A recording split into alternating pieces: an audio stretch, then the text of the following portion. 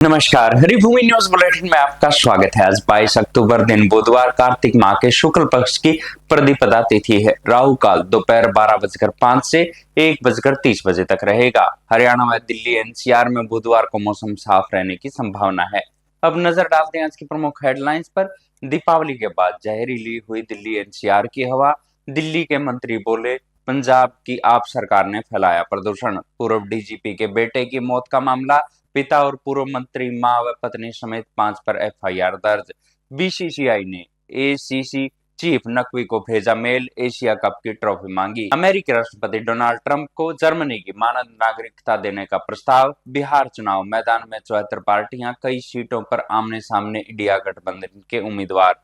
अब खबरें विस्तार से। सबसे पहले बात करते हैं दिवाली पर हवा में खुले जहर की। इस बार दिवाली पर दिल्ली का AQI 400 से पार पहुंच गया, जो पिछले 5 साल में सबसे ज्यादा है। दिल्ली सरकार के पर्यावरण मंत्री मनिंदर सिंह सिरसा ने पंजाब सरकार द्वारा किसानों को खेतों में पराली जलाने के लिए विवश कर फैसले लिए जा रहे प्रदूषण को इसका जिम्मेदार बताया। त्योहार से पहले ये 156.6 माइक्रोग्राम था। वहीं साल 2021 में दिवाली के बाद दिल्ली में PM 2.5 लेवल 454.5 था। ये 2022 में 168 और 2023 में 309.7 और 2024 में 220 दर्ज किया गया था। सुप्रीम कोर्ट के आदेश को थत्ता बता दिल्ली एनसीआर में दिवाली की पूरी रात आतिशबाजी हुई। मंगलवार सुबह दिल्ली एनसीआर की हवा जहरीली हो गई। CPCB के मुताबिक द्वारका में एयर क्वालिटी इंडेक्स 417 तक पहुंच गया। अशोक विहार 404, वजीरपुर में 423 और आनंद विहार में 404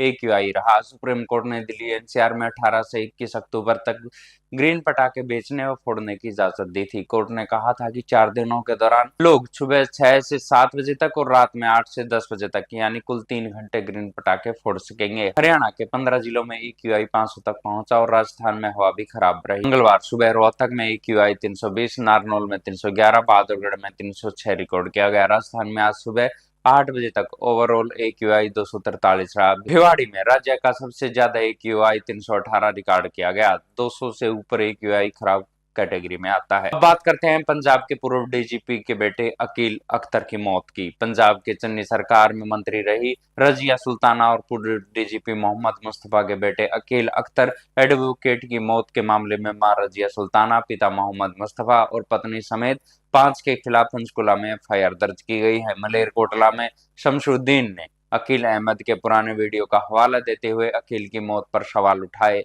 और केस दर्ज करने की मांग की। 16 अक्टूबर को अकील की मौत के बाद परिवार ने ओवरडोज को बताया था। शमशुद्दीन ने कहा कि 27 अगस्त को अकील ने भी एक वीडियो सोशल मीडिया पर पोस्ट किया था।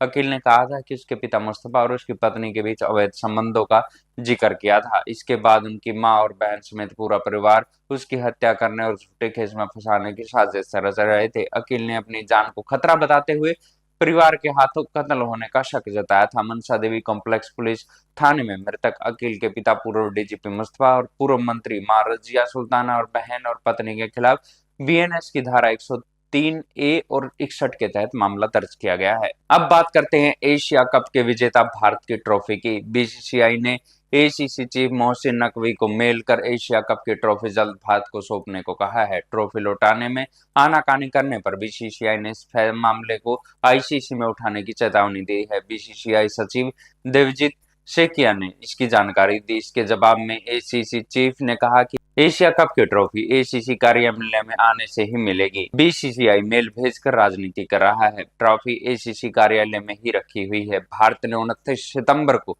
फाइनल में पाकिस्तान को हटाकर ट्रॉफी जीती थी। पहलगाम हमले के विरोध में भारतीय खिलाड़ियों ने ACC चीफ व पाक मंत्री मोहसिन नकवी के हाथों से ट्रॉफी लेने से इनकार कर दिया था, जबकि नकवी अपने हाथों से ट्रॉफी देने पर अड़े हुए थे, जिसके बाद नकवी ट्रॉफी अपने साथ लेकर वहां से चले गए थे। भारतीय खिलाड़ियों ने पाकिस्तानी खिलाड़ियों से हाथ मिलाने से इनकार व पाक खिलाड़ियों द्वारा मैदान में गलत इशारे करने से एशिया कप में शुरू से ही विवाद हो रहा था। फिर फाइनल में पाकिस्तान पर भारत की जीत के बाद ACC चीफ द्वारा ट्रॉफी अपने हाथ से ले जाने का विवाद अभी भी क्रिकेट जगत में चर्चा का विषय बना हुआ है। अब बात करते हैं अमेरिकी राष्ट्रपति डोनाल्ड ट्रंप की। हमास की कैद में 8 जर्मन बंधकों को छुड़ाने पर जर्मनी की दक्षिणपंथी पार्टी अल्टरनेटिव फॉर जर्मनी ने अमेरिकी राष्ट्रपति डोनाल्ड ट्रंप को रम जिले के बेट ड्यूखाम की मानद नागरिकता देने का प्रस्ताव रखा है, जिस पर अंतिम फैसला 29 अक्टूबर को होगा। ट्रंप को यह सम्मान हमास के बंधक बने 8 जर्मनी नागरिकों को छुड़वाने के लिए देने का प्रस्ताव रखा गया है। अमेरिकी राष्ट्रपति डोनाल्ड ट्रंप के दादा फ्रेडरिक ट्रंप जर्मनी में नाई का काम करते थे और ट्रंप खुद भी जर्मन मूल के हैं। ट्रंप के दादा 140 साल पहले जर्मनी से अमेरिका आए थे। जर्मनी में मानद नागरिकता उन लोगों को दी जाती है जिन्होंने कुछ खास काम किया हो, लेकिन ट्रंप को यह सम्मान देना विवादास्पद हो सकता है। फ्रेडरिक के कुछ पैसे जोड़कर अलास्का की सोने की खदानों में पैसा लगाया। फ्रेडरिक ट्रंप पर स्ट्रो घोटाले का आरोप लगाते थे। फ्रेडरिक 1902 में जर्मनी लौटे और एलिजाबेथ क्राइस्ट से शादी की। 1904 में फ्रेडरिक की पत्नी को लेकर वापस जर्मनी गए, लेकिन वहां फौज ने उन्हें देश से निकाल दिया। 1927 में डोनाल्ड ट्रंप के पिता फ्रेड ट्रंप ने अपनी मां के नाम पर एलिजाबेथ ट्रंप एंड सन्स नाम की एक रियल एस्टेट कंपनी शुरू की। और अंत में बात करते हैं बिहार चुनाव की। बिहार में 6 से 11 नवंबर को होने वाले 243 विधानसभा सीटों के लिए पहली बार एनडीए व इंडिया गठबंधन बिना सीएम फेस के चुनाव लड़ रहे हैं। सीट बंटवारे पर खींचतान के चलते इंडिया गठबंधन के उम्मीदवार 254 सीटों पर चुनाव लड़ रहे हैं। पहले फेज में 121 सीटों के लिए 1314 उम्मीदवार मैदान में हैं, जबकि दूसरे फेज के लिए 122 सीटों पर उम्मीदवारों की स्थिति 23 को नामांकन वापसी के बाद स्पष्ट होगी। सीट शेयरिंग के विवाद के चलते आरजेडी ने 143 उम्मीदवारों की सूची नामांकन के अंतिम दिन जारी की थी और इंडिया गठबंधन के अब तक 12 प्रत्याशी एक दूसरे के खिलाफ चुनाव मैदान में हैं। बिहार में इस बार प्रशांत किशोर की जन स्वराज सहित 74 पार्टियां चुनाव मैदान में है। बिहार में 2 चरणों में होने वाले चुनावों की वोटों की गिनती 14 नवंबर को होगी। ऐसी ही खबरों से जुड़े रहने के लिए देखते रहिए हरिभूमि टीवी। और अधिक खबरों को विस्तार से जानना है तो हरिभूमि अखबार पढ़ें या हरिभूमि की वेबसाइट पर जाएं।